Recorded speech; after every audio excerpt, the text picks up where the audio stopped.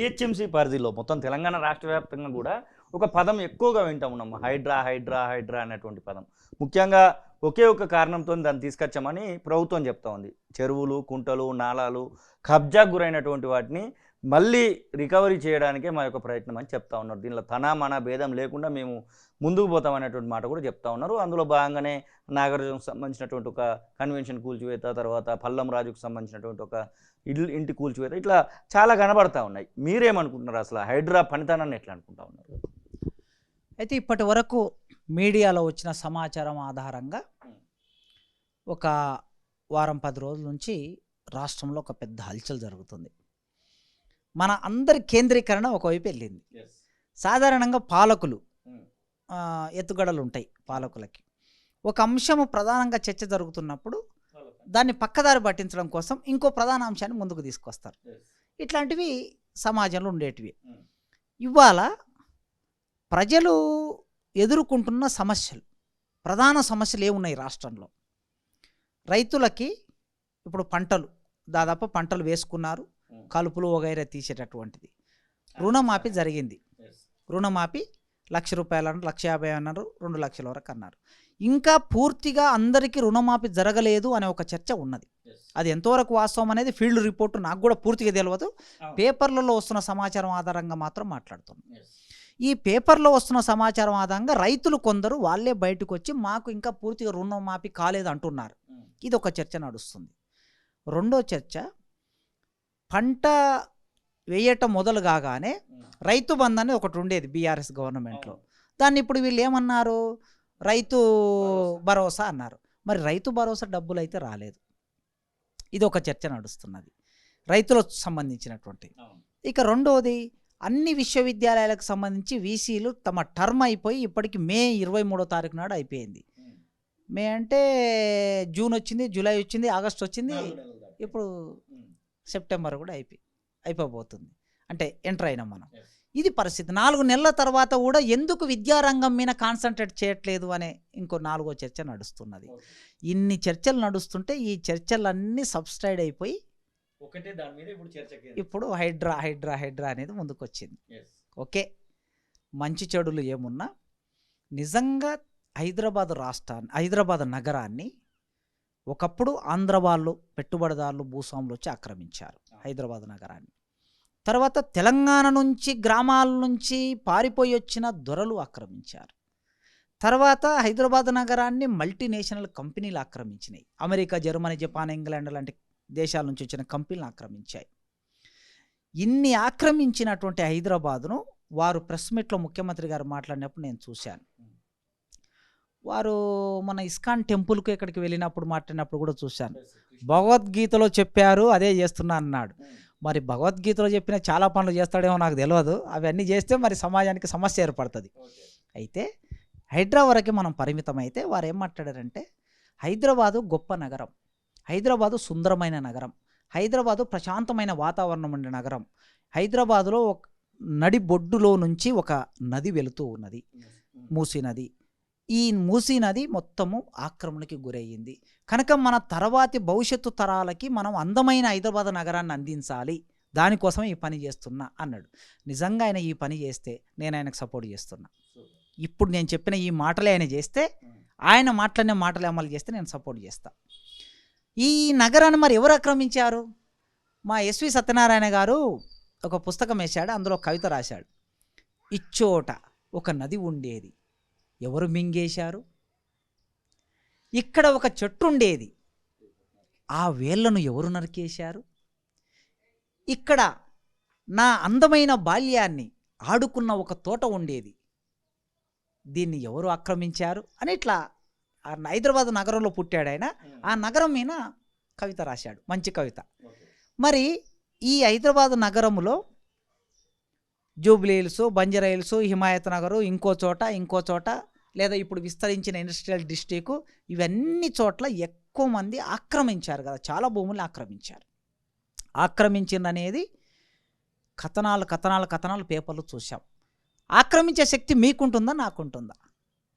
ఒక ప్రొఫెసర్గా ఆక్రమించే శక్తి నాకుండదు, ఒక జర్నలిస్టుగా ఆక్రమించే శక్తి నీకుండదు, ఒక పేదవాడికి ఉండదు, కూలి చేసుకునేవాడికి ఉండదు, రిక్షా కార్మికుడికి ఉండదు, ఆటో కార్మికుడికి ఉండదు, లేదా కంపెనీలో పనిచేసే కార్మికుడికి ఉండదు. మరి ఎవరికి ఉంటుంది? వెనుక రాజకీయ బలం ఉన్నోడికి, డబ్బు బలం ఉన్నోడికి, పోలీసు బలం ఉన్నోనికి, కుల బలం ఉన్నోనికి అవకాశం ఉంటుంది. రాజకీయ బలం ఉన్నోడంటే రాజకీయ నాయకుడు, కుల బలం ఉన్నోడంటే అగ్రకులాలు, డబ్బు బలం ఉన్నోడంటే పెట్టుబడిదారులు, భూస్వాములు, వీళ్ళే కదా ఆక్రమించింది. అంటే సమాజంలో 10% ఉన్నోళ్ళే ఆక్రమించారు. ఈ 10% ఉన్నోళ్ళు ఆక్రమించిన ప్రభుత్వ భూములని, ఆ కట్టడాలను కూలగొట్టి నువ్వు దాన్ని ప్రభుత్వ పరం చేసి పేదలకు ఇంకో అవకాశం, వాళ్ళకి ఇండ్లు కట్టించడానికో, ప్రభుత్వం బడులు పెట్టడానికో, లేదా కాలేజీలు కట్టడానికో, యూనివర్సిటీలు పెట్టడానికో చేస్తే చాలా సంతోషం. కానీ నేను ఇటీవలి కాలంలో మీ మీడియాలో వచ్చిన, తొలి వెలుగులో వచ్చిన కొన్ని వీడియోలు చూశాను. ఒక చోట పాపం గుడిసేసుకొని ఉన్నారు వాళ్ళు. ఆ గుడిసేసుకొని ఉంటే ఆ ఇంట్లో నుంచి మనుషులు బయటికి రాకముందే దాన్ని ఇట్లా కూలగొడుతున్నారు, దెబ్బ కొడుతున్నారు దాని మీద.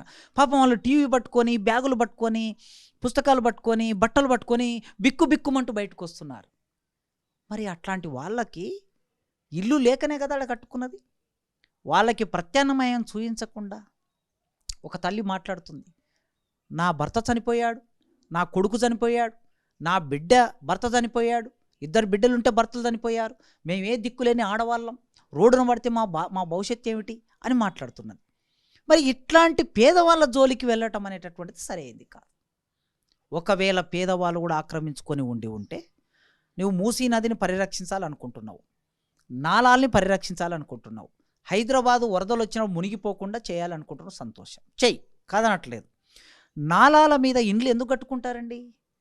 ఇండ్లు లేకనే కదా నాలాల మీద. ఆ మురికి కూపంలో మనిషి ఉండాలని అనుకుంటున్నాడు, కిందంగా నీళ్లు ప్రవహిస్తుంటే పైన ఇల్లు కట్టుకున్నాడు మనిషి. అసలు తినే తిండి గోరటి వెంకన్న రాశాడు కదా, ఆదివారం మటన్ తెచ్చి గల్లీ చిన్నది, గరీబుల్ల కథ పెద్దది అనే ఆ పాటలో ఆదివారం ఏరి కోరి మటన్ తెచ్చుకొని వండుకుంటే మురికి కంపు వాసనకి మసాలా దట్టించి, మసాలా దట్టించి నువ్వు వేసినా ఆ వాసన పోనటువంటి పరిస్థితి ఉంది అని పాట రాశాడు ఆయన.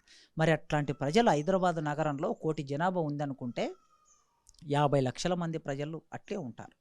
మరి ఈ 50 లక్షల మంది ప్రజలకి ఆల్టర్నేటివ్ చూపించకుండా కూలగొడితే, మూసీ నది కాలువలు ఎక్కడెక్కడున్నాయో కాలువల పక్క పోడత ఇండ్లు నిర్మించుకున్న వాళ్ళందరూ పేదవాళ్ళే.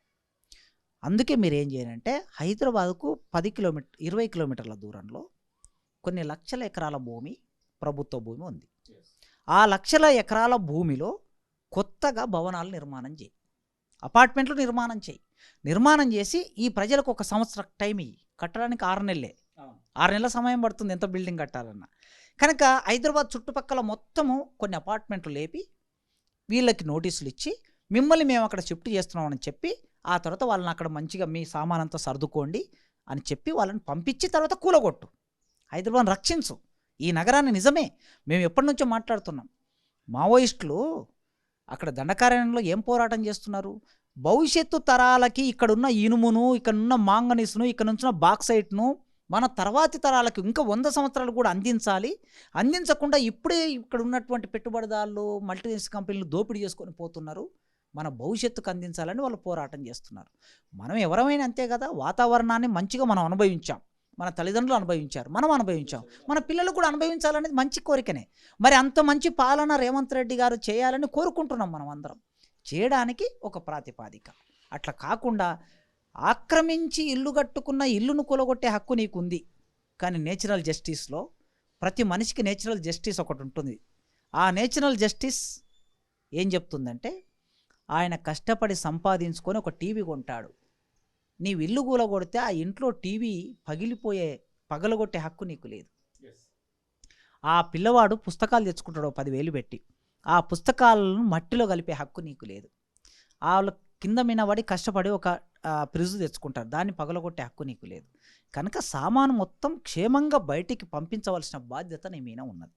ఆ పని చేయమని ఈ సందర్భంగా కోరుకుంటూ హైదరాబాదు చుట్టుపక్కల విల్లాల పేరు మీద, సెజ్జుల పేరు మీద లక్షల ఎకరాల భూముల్ని పెట్టుబడిదారులు ఆక్రమించారు. ఫస్ట్ వాటిని బయటికి తీయనివ్వు. ఆ పెట్టుబడిదారుల కబంధ హస్తాల నుంచి భూమిని బయటికి తీసి, ఇదో 20,000 ఎకరాలు, 30,000 ఎకరాలు, 1,00,000 ఎకరాలు నేను బయటికి తీశానని చెప్పి తర్వాత ఈ పని చేయాలని కోరుకుంటాం. అసలైన తొలి వెలుగు Follow WhatsApp at Toli Velugu Official.